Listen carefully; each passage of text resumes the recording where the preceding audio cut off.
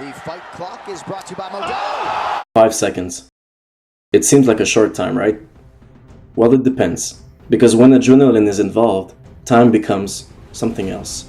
If you ever had a violent car crash, you know exactly what I'm talking about. Time slows down and almost stops. Another weird example of that would be cliff jumping. The moment you decide to jump, time becomes kinda unreal. Your body and your mind feel danger. Everything that is unnecessary kinda shuts down, and you're left with your reactions to survive. I'm not trying to say that cliff jumping and fighting are the same, but both activities have a lot in common, especially if you're jumping from a very high cliff. You know, I had a lot of inspiration for this video, but I felt like I was kind of drifting from the initial subject. It's very important for me to specify what this video is all about. What makes people feel alive. I like to feel alive, and this makes me feel alive. And to try to explain that, I'm gonna do something different. I'm gonna try to compare MMA and another discipline that is not close to combat at all. I'm gonna find similarities between a fight and a cliff jump and try to determine what exactly is making people feel alive. Just to clarify, there are many ways to feel good, and happiness is certainly not obtained with a perfect formula, but I've always been captivated by the fact that some people find joy in accomplishment in extreme and dangerous situations, and that's what I'm gonna try to demystify today. So, first similarity, consequences. Of course, everyone knows the devastating consequences of fighting. At any moment, you can sustain an injury that could change you forever. And that's what makes MMA so exciting, the knowledge that this kind of violence can happen at any given second in the octagon. And this 5-second fight was a pretty good reminder of that. When you really think about it, what does a knockout mean? The fight starts, and Ben Askren is one of the best fighters in the world. 2 seconds later, he's one of the worst. At that specific moment, a kid could choke him out. That's what makes us say, holy shit. A man hurting another man so bad that he's reduced to a threatless human being. And when that process happens so quickly and so instantly, it takes some time for our brains to understand how a guy can go from a state to another one in such a short amount of time, even if we've seen knockouts 100 times. And as far as cliff jumping goes, you can actually really hurt yourself even if you only jump 30 feet. Consequences can be terrible if you only make one mistake. And of course, if you're unprepared, you might hit a rock, hit the bottom because you didn't depth check, or even drown. So, just to resume, consequences in fighting and cliff jumping can be devastating, but they can also be avoided. But the truth of the matter is, luck eventually runs out, and every cliff jumper, every fighter, gets hurt at some point. After all, one simple mistake is enough. But without consequences, there's no risk, there's no challenge. Without consequences, there's only comfort. You know, wishing to go through life without struggle or failure that's wishing for a shitty life. You don't really want that. I want struggle and I want failure. I want my kids to have struggle and I want my kids to have failure. That's what makes us who we are. The second similarity, no hesitation. There's no going back. Once you decide to jump, there's no going back. At the exact moment you need to pull the trigger, hesitation is your enemy. If there is any time in your head between the choice and the action, that's hesitation. And for fighting and cliff jumping, it's terrible. It puts you in a position in which the consequences are much more likely. Just gotta do it.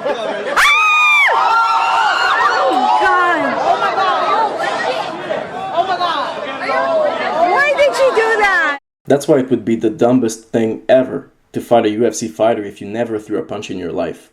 That's why it would be even dumber to jump a 150-foot cliff without any preparation. The only way to not hesitate in a certain situation is to be confident, and every top athlete will tell you, confidence comes with practice and preparation.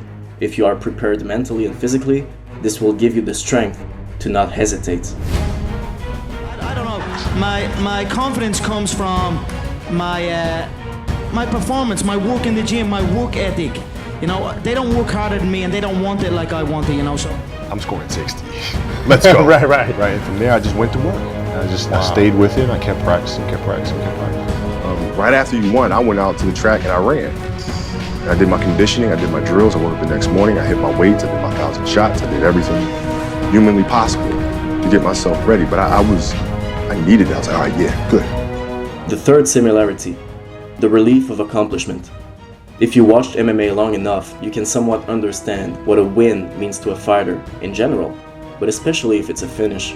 A second ago, the fighter is fighting for survival, and now he officially survived. That's worth a little celebration if you ask me. What's so crazy is that fighters put themselves in a life or death situation voluntarily. That's something most people don't do. Why would you put yourself in harm's way? Why would you risk serious injuries? Because in our world, everyone knows how to survive, right? For most people that are watching this video, I'm gonna assume that your survival is pretty easy. And maybe too easy. Have you ever been on the couch while thinking, wow, what have I done to deserve this comfort? Well, you're not the only one. Pretty much anything can lose value if you start taking it for granted. Pizza becomes almost disgusting if you eat it every day. Believe me, I tried. When there's no electricity because of a storm, we realize how many things we take for granted.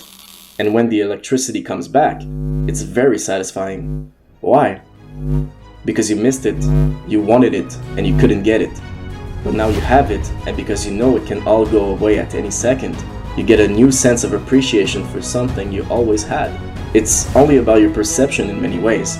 For some reason, things are more valuable when they are not always there. It's not supposed to be easy. It's supposed to be challenging. It's supposed to be risky. Jose Aldo winning for the first time in years, even if it wasn't for a championship, is a good example. It meant so much to him because it was so hard for him to get there. Harder even than winning a UFC belt. A random guy who jumps a 50-foot cliff for the first time will feel pretty freaking good after, if he doesn't belly flop, of course. But it's not gonna feel the same the 10th time he jumps that cliff, because it gets easier each time. He gets more comfortable each time. What if he adds a backflip to his jump? That's probably gonna feel amazing because it was a huge challenge, maybe even the biggest challenge of his life. I think that's a huge lesson for all of us. It doesn't have to be fighting, it doesn't have to be cliff jumping, but we all need to find a way to willingly challenge ourselves.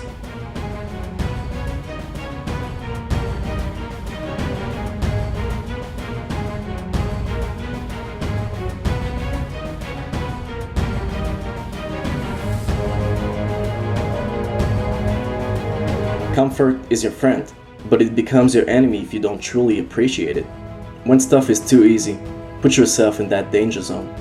Put yourself in a situation that you can't come back from unless you succeed. That doesn't mean you should accept a fight with Ngannou. Be responsible and put yourself in a zone where it will be challenging for you to succeed, but knowing you can succeed. The moment you make that choice and go for it is a moment you will never forget, because time is suspended and nothing matters except your survival. This leads us to the fourth similarity, and I already talked about it at the start of this video. Time distortion.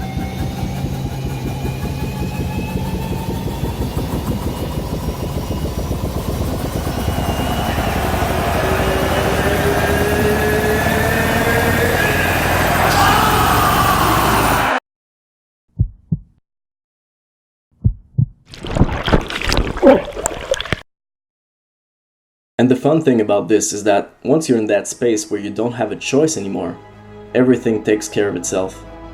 Fear naturally goes away. Your power as an individual is on full display. This is where you will see the true value of your life, because in that short moment that seems to last an eternity, your body and your mind would do anything to save your life. Nothing matters more than surviving, and once you succeed, you will realize how truly alive you are, and you will feel lucky to be. Because you deserve this.